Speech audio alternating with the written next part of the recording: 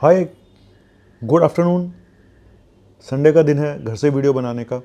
और मैंने अभी एक शॉर्ट वीडियो डाला था कि अगर आपका लीवर डैमेज है तो ये 4 एंटीबायोटिक भूल के भी ना लें।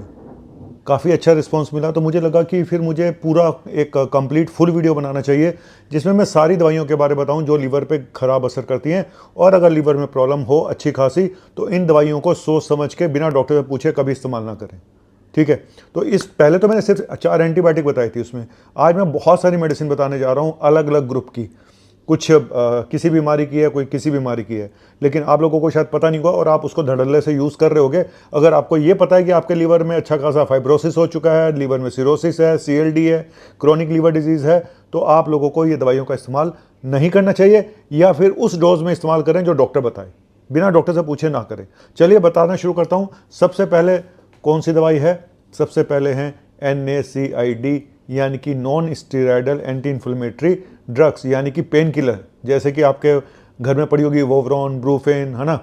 तो ये जितनी भी पेन किलर हैं ये सब लीवर पे ख़राब असर करती हैं। और इवन पैरासीटामोल, एसिटामिनोफेन, वो भी ख़राब असर करती है अगर आप उसको डोज से थोड़ी ज़्यादा लोगे अगर तो। और कई बार लीवर अगर ख़राब होता है तो अब आपके सामने सबसे बड़ा यक्ष प्रश्न यही आएगा कि अगर लीवर ख़राब है तो फिर फीवर में क्या देंगे। आप तो कह रहे हो सर पैरासीटामोल भी ख़राब है, ये भी ख़राब है। लो डोज में देंगे लो डोज में। ठीक है, तो पैरासीटामोल भी ख़राब है और एसिटामिन, ये जो आपकी पेन किलर्स हैं, ये भी नहीं दे सकते। दूसरी मेडिसिन एक हार्ट की मेडिसिन है जो अमाइडारोन, लीवर फाइब्रोसिस करती है, अमाइडारोन, जो दी जाती है एरिथमिया में, पल्स की गड़बड़ होने में। तीसरी मेडिसिन है रूमेटाइड आर्थराइटिस की मेडिसिन है, फोलिट्रेक्स के नाम से आती है, फोलिट्रेक्स के नाम से आती है। और मिथोट्रेक्सेट इसमें सॉल्ट है, तो ये भी लीवर पे प्रॉब्लम करता है। इसीलिए जब आप ये वाली मेडिसिन शुरू करते हैं तो पहले ही लीवर फंक्शन टेस्ट करा लेने चाहिए।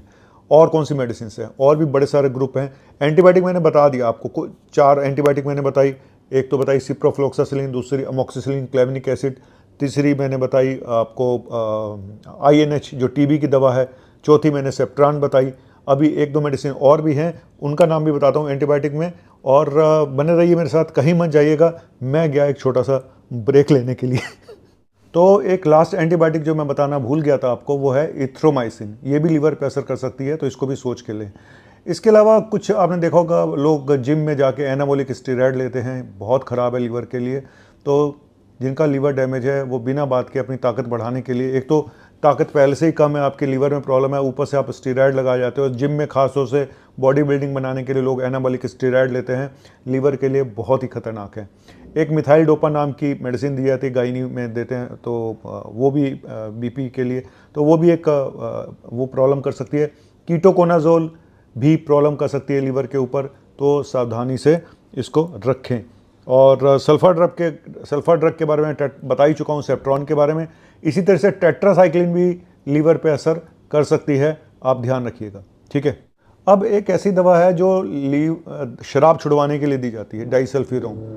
डाइसल्फिरोम एक जब खाने के साथ मिला के दी जाती है, और जब शराब पीने वाला शराब पीता है तो एक ऐसी रिएक्शन होती है जिसमें पेशेंट को बहुत प्रॉब्लम होती है, तो इसलिए डर के मारे वो शराब नहीं पीता है। लेकिन अगर पेशेंट का लीवर ख़राब हो चुका है, सिरोसिस हो चुका है, तो डाइसल्फिरोम लीवर पे भी असर कर सकती है। तो सोच समझ के दें, बिना डॉक्टर से पूछे। अपने आप शुरू ना हो जाए कि मेरे हस्बैंड को दारू छुड़वानी है, ये कोई दवाई बता दो। मेरे पास बहुत लोग आते हैं, मैं कहता हूँ बिना पेशेंट को देखे हुए हम नहीं दे सकते किसी को भी। ठीक है, और बर्थ कंट्रोल पिल्स जो हैं वो भी कर सकती हैं, तो उस पर भी ध्यान दीजिएगा। अगर लीवर ख़राब है तो बिना सोचे समझे ना लें। और फिर स्टेटिन्स, मैं पहले भी बता चुका हूँ, स्टेटिन्स लीवर पर असर करती हैं। रोजुवास्टेटिन, एटोरवास्टेटिन। रोजुवास्टेटिन थोड़ी ज़्यादा असर करती है एटोरवास्टेटिन से। तो जितने भी स्टेटिन है, और मैं हमेशा बोलता हूँ कि जब भी आप स्टेटिन शुरू करें ना, तो एक बार पहले कंप्लीट हेल्थ चेकअप जरूर करा लें। ठीक है, और एक क्रेटिनिन काइनेज नाम का एक टेस्ट होता है, CK, ये भी जरूर करा के देखें, क्योंकि वो मसल पे भी असर करती है। और सल्फर ड्रग के बारे में मैं बता ही चुका हूँ आपको पहले। एक क्लोरप्रोमाजिन मेडिसिन है जो वॉमिटिंग के लिए दी जाती है, क्लोरप्रोमाजिन, अब तो कम दी जाती है, तो वो भी लीवर पे असर कर सकती है। तो ये थी कुछ दवाइयाँ जो लीवर पे असर कर सकती हैं। तो कायदे से तो जब भी आप, मैं तो हमेशा ये बोलता हूँ कि जब भी आप कोई नई दवाई शुरू करने जा रहे हो और लंबे समय के लिए शुरू करने जा रहे हो, एक बार कंप्लीट प्रोफाइल पेशेंट का जरूर करा के देख लें। कहाँ पता नहीं लीवर में कोई पंगा निकल आए, छुपा हुआ, किडनी में कोई प्रॉब्लम निकल आए, तो दवाइयाँ आप उसी हिसाब से देंगे तो ज़्यादा अच्छा रहेगा, नहीं तो बीमारी कम होने की जगह और बढ़ जाती है। एक विटामिन है नियासिन, जो बहुत लोग ले रहे हैं आजकल हार्ट से बचने के लिए, वो भी लीवर पे असर करता है, तो बिना पूछे मत लें। ब्रेन की कुछ दवाइयाँ हैं, जैसे कि एक एंटी सीजर मेडिसिन है और इवन मूड डिसऑर्डर में भी दी जाती है सोडियम वेलोप्रेट, ये भी लीवर पे असर कर सकती है। तो कोई भी दवाई, मैं फिर बार बार बोलता हूँ कि बिना पूछे अपने आप सेल्फ ट्रीटमेंट ना करें। तो ये सीजर की दवाई थी। सबसे बड़ी प्रॉब्लम, जो लोग आजकल बड़ा फैशन है सप्लीमेंट्स का, हर्बल सप्लीमेंट्स का, herbal supplements, even green tea extract जो आता है, इनके अंदर पता नहीं क्या क्या होता है। और कई बार ये देखा गया कि पेशेंट लंबे समय तक इन हर्बल सप्लीमेंट को खाते रहे और लीवर डैमेज हो गया। तो मैं सबको मना करूंगा, ये हर्बल सप्लीमेंट बिल्कुल भी बिना पूछे डॉक्टर से ना लें। और इनका कोई FDA द्वारा कोई भी अप्रूवल नहीं होता है। तो मना करता हूँ मैं सबको कि इस तरह की जो ज़रूरत से ज़्यादा रिक्रिएशनल मेडिसिन हैं या ड्रग्स हैं जिनमें आप बड़े खुश हो जाते हो। और न्यूट्रिशनल सप्लीमेंट के बारे में बोलूँगा कि ऑनलाइन पढ़ के इतने फालतू के न्यूट्रिशनल सप्लीमेंट, उनका यूज़ भी ना करें। शुक्रिया। और लास्ट में ये बताऊंगा कि कुछ कैंसर की दवाइयाँ होती हैं और वो भी ऐसा कर सकती हैं। वो उसमें मैं डिटेल में नहीं जाऊंगा, क्योंकि बहुत सारे ऐसे हैं रेयर मेडिसिन हैं, तो मैं अभी यहाँ पे नहीं बताना चाहता हूँ। मेरा कॉमन मकसद था कि जो बहुत कॉमन मेडिसिन है, जो मैंने एंटीबायोटिक बताई हैं, जो हार्ट की 2 मेडिसिन है, अमाइडोरोन और स्टेटिन मैंने बताई हैं, टीबी की एक मेडिसिन बताई है, INH बताई है ना।